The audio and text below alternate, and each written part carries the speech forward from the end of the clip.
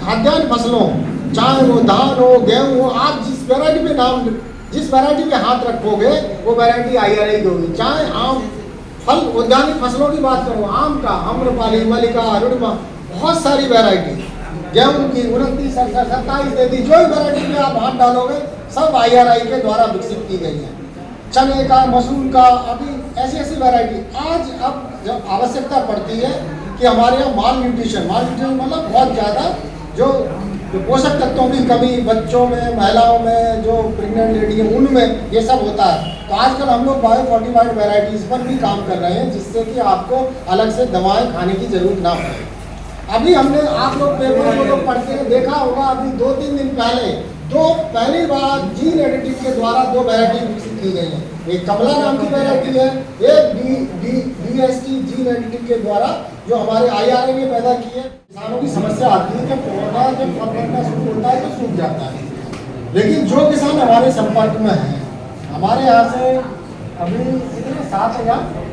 7,000 के करीब हम लोग पौधे पपीता के बेचे हैं। और जिन किसानों को हमने जो गाइड किया है कि कैसे पपीता का पौधा लगाना है,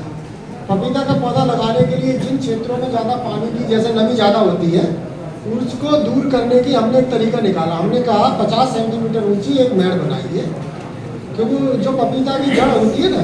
50 सेंटीमीटर, 50 सेंटीमीटर, इससे ज़्यादा नहीं जाती लगभग। तो आप 50 सेंटीमीटर मेड़ बना देंगे और ऊंचा बना देंगे 50 सेंटीमीटर, तो आपका पानी भरा रहेगा तब भी पपीता नहीं जल्दी भरेगा। तो एक तो तरीका ये है, गड्ढा खोद कर गड्ढा में लगाते समय कि पपीता की जड़ बहुत सेंसिटिव होती है, मतलब सेंसिटिव का मतलब कहेंगे कि मतलब बहुत जल्दी कोई कीड़ा भी खा लेगा, कोई बीमारी की फंगस भी लग जाएगा। तो उसका इलाज ये है कि उसमें लगाते समय जैसे गोबर की खाद तो डालते ही हम लोग, DAP डालते हैं, पोटाश डालते हैं, साथ ही साथ उसमें कार्बोफ्यूरॉन 20-25 ग्राम एक गड्ढे में डालें, एक गड्ढे में जरूर डालें और उसको मिला करके छोड़ करके 1 दिन के बाद 2 दिन के बाद तब आप उसमें वो पपीता का पौधा लगाएं। आपका पपीता का पौधा बहुत अच्छा चलेगा। और जो हम वैरायटी देते हैं ना, हमारे पास एक पूछा डॉग, तो वो क्या होगा कि उसमें वैरायटी में आपका जैसे ही 40 सेंटीमीटर जमीन को पकड़ेगा तो जमीन से हम उसमें फल लगना शुरू हो जाएगा और एक पौधा लगभग 80 किलो के करीब आपको 1 साल में फल देगा। तो ये तो हमारी वैरायटी की खासियत है। ये 2 चीज़ों की ज़रूरत होती है, एक तो जमीन और दूसरा बीज। खाद की भी नहीं पड़ती थी पुराने टाइम से, जिस समय से सिविलाइजेशन शुरू हुआ है। आप समझिए उस समय भी अगर खेती करने के लिए क्या रहा होगा तो बीज या फिर रही होगी जमीन। न तो जुताई का साधन था, न खाद था, न पानी था। और आने वाले दिनों में ये जिस तरह का जो क्लाइमेटिक चेंज जो कंडीशन चल रही है, आने वाले दिनों में हो सकता है फर्टिलाइजर का भी हम लोग जीन एडिटिंग के थ्रू करें और जिससे पौधा अपने आप, देखिए सारे पोषक तत्व कहाँ है वातावरण में, नाइट्रोजन सबसे ज़्यादा वातावरण में पाई जाती है, ऑक्सीजन, जितने भी मिनरल्स हैं सारे वातावरण में पाए जाते हैं, जमीन पर पाई जाती है। तो पौधा अगर सक्षम हो जाएगा तो हमको बाहर से देने की जरूरत नहीं पड़ेगी और इस तरह का रिसर्च चल रहा है।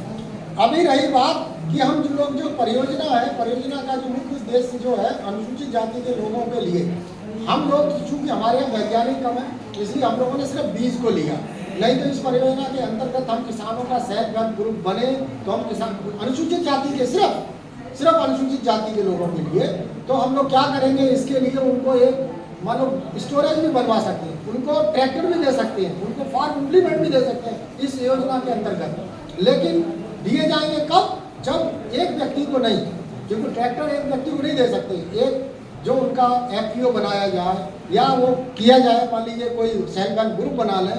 जिससे कि लड़ाई झगड़े की संभावना, वाइलॉज हो, ऑर्डर हो, तो उसमें वो न हो। अभी जो सबसे ज़्यादा हम लोग बीज बांट रहे हैं जिसमें सब्जियों का, देखिए सब्जियों में कोई हमारा उद्देश्य ये नहीं है फसल उत्पादन करो, हमारा इसके जो जिनका धान की जो वैरायटी हम दे रहे हैं, अभी एक बहुत नई वैरायटी रिलीज़ की है हम लोग, पूसा संभा 1850।